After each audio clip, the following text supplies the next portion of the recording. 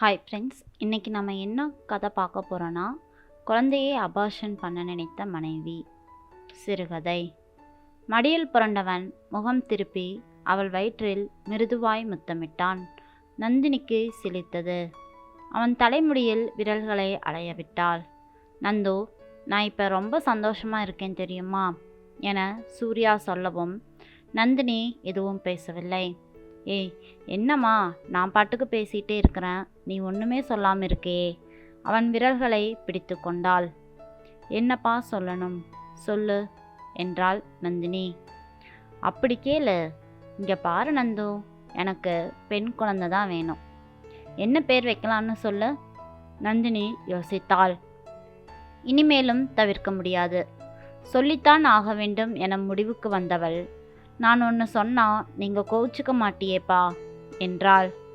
சொல் சொல் காதல் ரோஜாவே என சூர்யா பாட்டு பாடினான். இப்போ இது வேண்டாமே. சூர்யா திடுக்கிட்டு எழுந்தான். அவன் வேகம் கண்டு நந்தினிக்கு சுருக்கென்றது. சூர்யாவின் முகமே மாறிவிட்டது. ஏன் நந்து, ப்ளீஸ்ப்பா, நான் சொல்கிறத புரிஞ்சுக்கோங்க. இப்போ வேண்டாங்க, கொஞ்ச நாள் நம்ம தள்ளி போடலாம். அதனால தான் கேட்குறேன், ஏன்னு சொல்லு. சொன்னால் நீங்கள் கோவப்படக்கூடாது. சொல்லு நந்து. சூர்யாவின் குரல் உயர்ந்தது. சூர்யாவுக்கு எப்போவோது தான் கோபம் வரும்.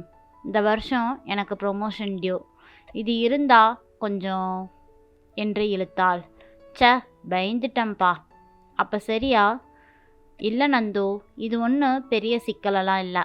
நீ தானே சீனியர், பதவி உயர்வு கண்டிப்பாக உனக்கு தான் கொடுப்பாங்க.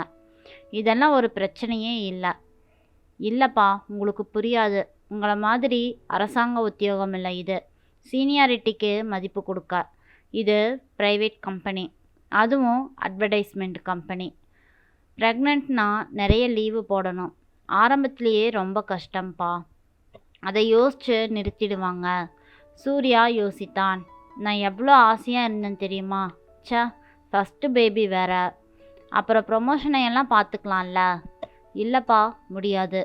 இப்போ கிடைக்கலனா அப்புறம் கிடைக்கவே கிடைக்காது. இது நல்ல சான்ஸு. ஜஸ்ட்டு 2 வருஷம்தான் டைம் கொடுங்க, அப்புறம் சந்தோஷமாக பெற்றுக்கலாமே. நமக்கு என்ன வயசாக ஆயிடுச்சு. இதுதான் உன் விருப்பம்னா சரி. இதை என்ன பண்ணுறதப்போ? டாக்டர்கிட்ட போகலாம். ஃபஸ்ட்டு ஸ்டேஜ் தான் வேணும், அதெல்லாம் டாக்டரே பார்த்துக்குவாங்க. You mean? ஆமாம், இது ஆரம்ப காலம் தானே, மிக ஈஸி. பாவம் இல்லையா நந்து, நம்ம குழந்தைய நாமளே சாகடிக்கிறது. இதை முன்னாலேயே என்கிட்ட சொல்லியிருந்தா இது நடக்காமல் தடுத்துருக்கலாம்ல. போப்பா. இப்போ சொல்லு, அம்மாவுக்கு தெரிஞ்சா ரொம்ப வருத்தப்படுவாங்களே நந்து. நம்ம சொன்னா தானே. சரி, எப்போ டாக்டர்கிட்ட போகிறது? சாயங்காலம்தான். நீங்களும் வாங்க. ஈவினிங் மருத்துவமனை சென்றார்கள்.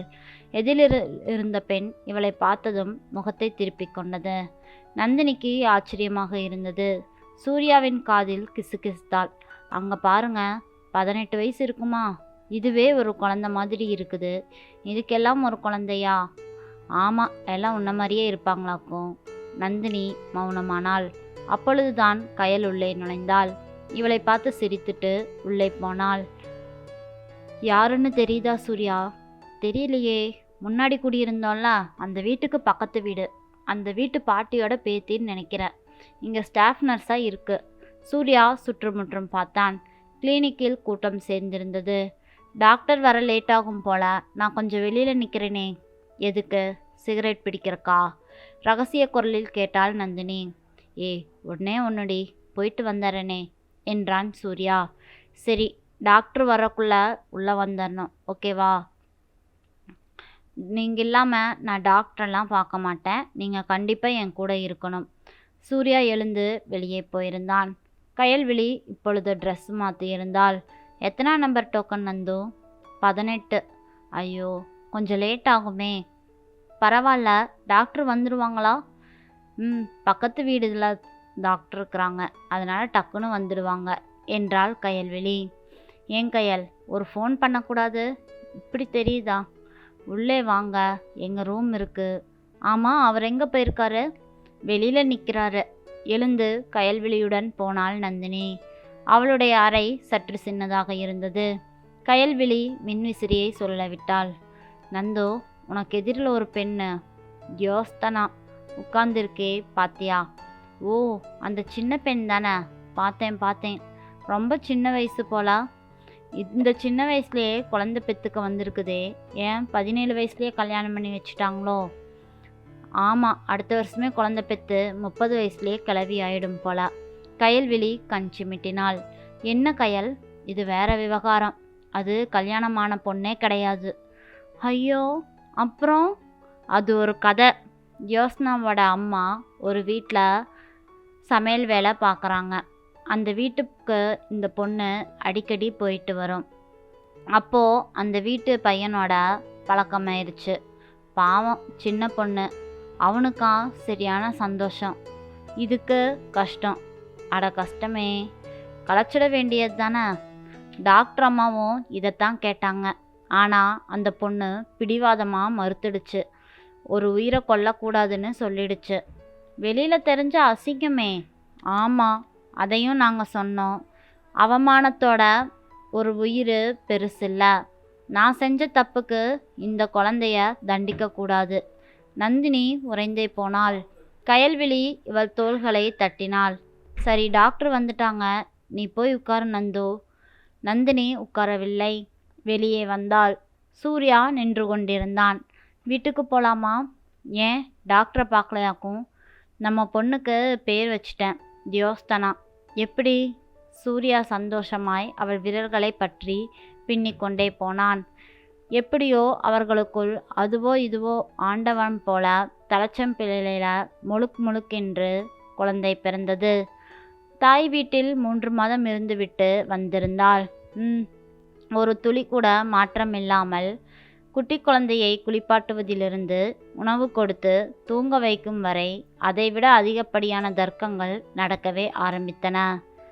நந்தினியோ ப்ரொமோஷனுக்காக வெளியூர் கிளம்ப தயாரானாள்.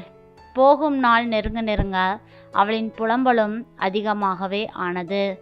நாம தான் இங்கே கிடந்து புலம்புறோம், அவள் சந்தோஷத்தில் தான் ஒரு சுற்று சதையே நடந்திருக்கும் போல என மாமியார் வீட்டில் கூறவும், எதுக்கு நந்து இப்படி அழுகிற? என்ன, 4 மணி நேரத்தில் வந்து நிற்கிற ஊருக்கு தானே போகிற? அழுகாம சந்தோஷமாக போயிட்டு வா என்று தன் கண்ணீரில் வழிந்த கண்ணீரை துடைத்து கொண்டே தேற்றி இருந்தாள் நந்தினி. நன்றி. இந்த கதை பிடிச்சிருந்தா மறக்காமல் நம்ம சேனலை சப்ஸ்கிரைப் பண்ணி உங்களோட ஆதரவை கண்டிப்பாக எனக்கு கொடுங்க. தேங்க்யூ.